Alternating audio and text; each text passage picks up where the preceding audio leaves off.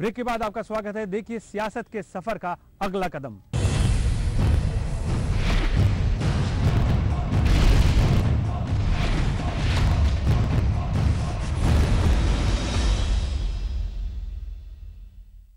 मौसम का मिजाज धीरे धीरे बदल रहा था। सूबे का सियासी पारा तेजी से चढ़ने लगा। गन्ने को लेकर सियासत हुई। भारतीय जनता पार्टी ने अपने प्रदेश अध्यक्ष लक्ष्मीकांत वाजपेयी को दोबारा कमान सौंप दी। उधर अखिलेश सरकार की फजीहत खुद उसके अपने ही कराते रहे। मुख्यमंत्री अखिलेश यादव ने सूबे की जनता को वुमन पावर लाइन और एम्बुलेंस सेवा का तोहफा दिया, लेकिन लचर कानून व्यवस्था ने उनके किए पर पानी फेर दिया।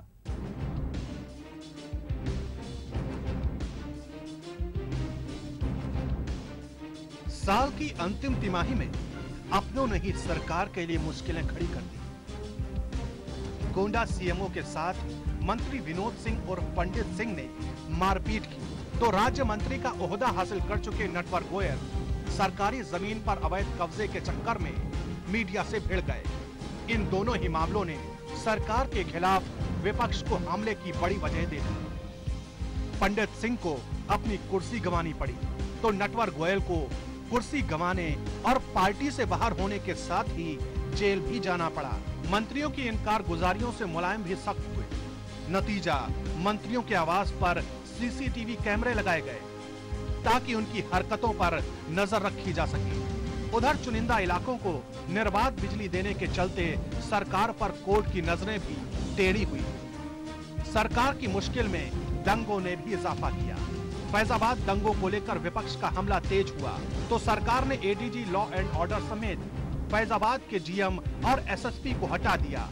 आतंकवाद के आरोप में जेल में बंद मुस्लिम युवकों से मुकदमे वापस लेने के लिए सरकार ने कवायद शुरू की, लेकिन अदालत की सख्त टिप्पणी ने सरकार को विपक्ष के निशाने पर ला दिया। एक दुर्भाग्यपूर्ण पहल है, शरारतपूर्ण पहल है।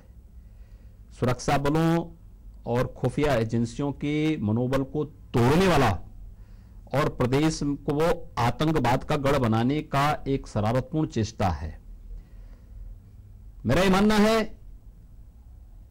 कि समाजवादी पार्टी उन गलतियों की पुनरावृत्ति कर रही है जो पिछले कार्यकाल में उसने की थी, और अखिलेश यादव को इन सब चीजों से थोड़ा सावधान होना पड़ेगा।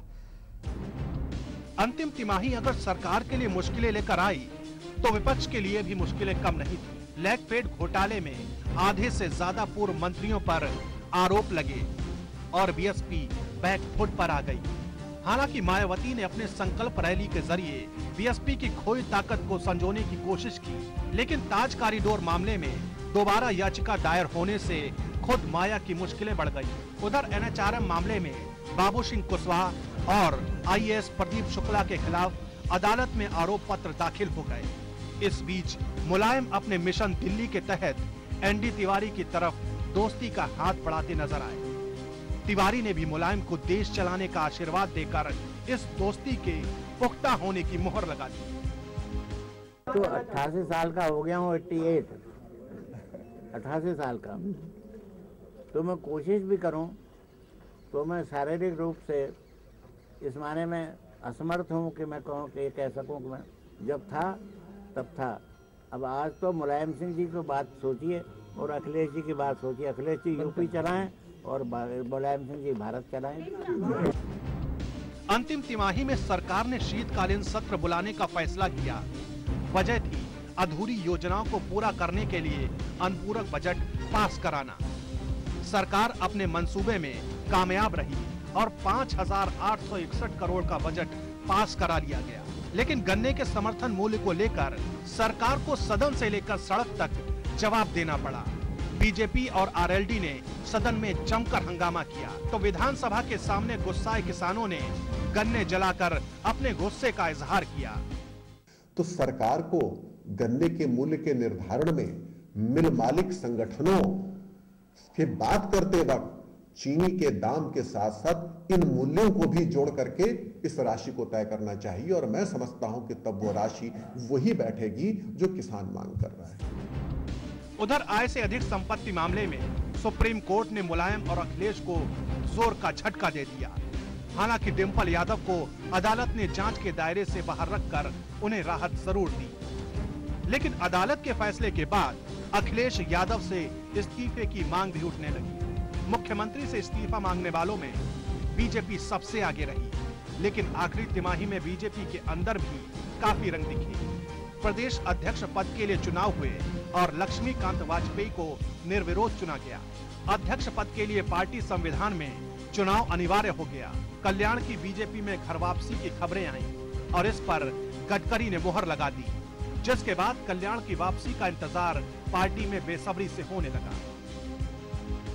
नहीं, इसमें तो कोई दो राय नहीं है कि माननीय कल्याण सिंह जी भारतीय जनता पार्टी में वापस आने के समय विचार विमर्श हुआ है और विचार विमर्श करके उस पर अंतिम निर्णय और प्रक्रिया, ये मामला माननीय कल्याण सिंह जी के बीच में और दिल्ली के बीच में है। वहाँ से जैसा निर्णय आएगा उस हिसाब से कार्रवाई तत्काल शुरू होगी, लेकिन सैद्धांतिक तौर पर मेरे जैसा अनुमान है वो सहमति हो गई है। शीतकालीन सत्र में उमा भारती पहली दफा सदन का हिस्सा बनी और गंगा समग्र यात्रा के तहत सीएम से मुलाकात करने पहुंची। कुंभ के दौरान गंगा की स्वच्छ धारा का भरोसा सीएम से मिला तो उमा भी खुश दिखी। आखिरी तिमाही में सरकार ने अपने चुनावी वादों को पूरा करके एक और कदम बढ़ाया। रामपुर में हमारी बेटियां उनका कल योजना शुरू की गई। इस पर भी विपक्ष ने सरकार को आलोचना से नहीं बख्शा। जो कमियां हैं, हमारे समय पर माता सावित्रीबाई फुले शिक्षा मदद योजना चलती थी। आप देखें कि स्कूलों में, कॉलेजों में सब जगह दिया जाता था। मदरसों में जो लड़कियां पढ़ती थी उनको भी दिया जाता था। ये बता दें, आज तक इस 8-9 महीने की सरकार में ये मुस्लिम हमदर्द बनते हैं, क्या एक भी मदरसे की किसी छात्रा को इन्होंने कन्या विद्याधन के नाम से एक पैसा दिया है? तमाम सियासी खींचतान के बाद लोकसभा में एफडीआई को मंजूरी मिली। बीएसपी और सपा पर हमले तेज हो गए, लेकिन साल के आखिरी महीने में राज्यसभा में प्रमोशन में रिजर्वेशन के लिए 117वें संशोधन का प्रस्ताव पेश करके बीएसपी ने 18 लाख कर्मचारियों को लामबंद कर दिया।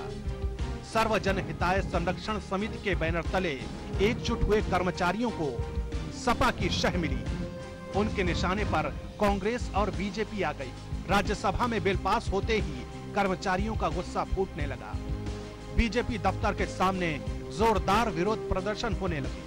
दफ्तर में अंडे और टमाटर चले तो सामने बीजेपी, कांग्रेस और बीएसपी नेताओं के पुतले फूंके जाने का सिलसिला शुरू हो गया।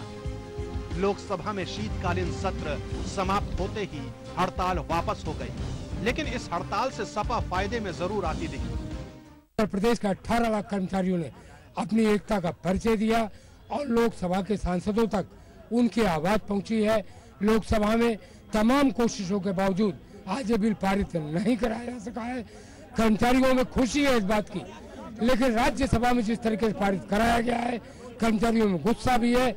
हम लंबे कार्यक्रमों की घोषणा करेंगे, हमारा संघर्ष जारी रहेगा, लेकिन उत्तर प्रदेश में 18 लाख कर्मचारियों की हड़ताल वापस ली जा रही है। मैं उसको स्थगित करने की घोषणा करता हूँ। साल के अंत तक सूबे की सियासत अलग अलग रंग दिखाती रही। मायाराज के मंत्रियों पर गाज गिरी तो सत्ता में आने के बावजूद मुलायम की राह में कांटे खत्म नहीं हुए। कांग्रेस की जमीन इस साल खिसकती नजर आई तो निकाय चुनावों में वापसी करने के बावजूद बीजेपी प्रमोशन में आरक्षण के मुद्दे पर बैकफुट पर आती दिखी। प्रमोशन में आरक्षण के मुद्दे पर मुलायम सिंह ने विरोध जताकर सूबे में एक नया सियासी दांव खेल दिया। तो इसी साल के आखिरी महीने में आय से अधिक संपत्ति के मामले में यादव और मुलायम सिंह यादव को सुप्रीम कोर्ट ने जोर का झटका जोर से दिया।